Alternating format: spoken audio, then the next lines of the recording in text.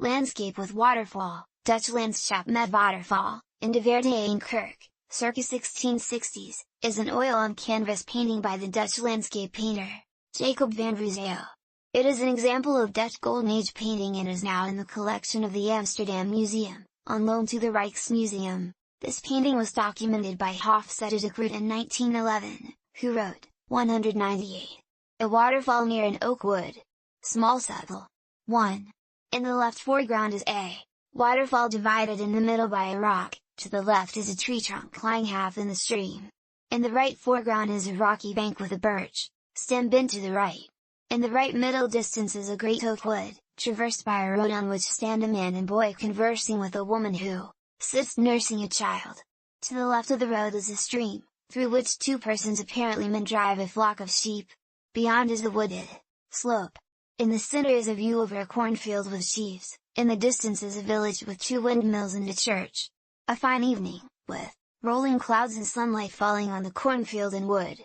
This excellent picture, in addition to its being one of the largest works of the artist, is singularly grand and rich in its composition, combined with unusual clearness and brilliancy of coloring and the most masterly execution, justly entitling it to the appellation of a chef d'oeuvre, small. Signed in full on a stone on the right at foot, canvas though the Amsterdam catalogue says it is on oak panel 56 inches by 76.5 inches.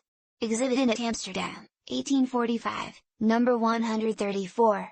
Bought by an ancestor of Sir Charles Blount, Bart, on the continent about the year 1740, Small. In the collection of Sir Charles Blount, Bart, who sold it to Small in 1836. Sold by Small to A. van der Hoop, Amsterdam, 1837, for 1,450. Bequeathed by A. van der Hoop to Amsterdam with his collection in 1854. In the Rijksmuseum, Amsterdam, van der Hoop bequest, 1910 catalogue, number 2075.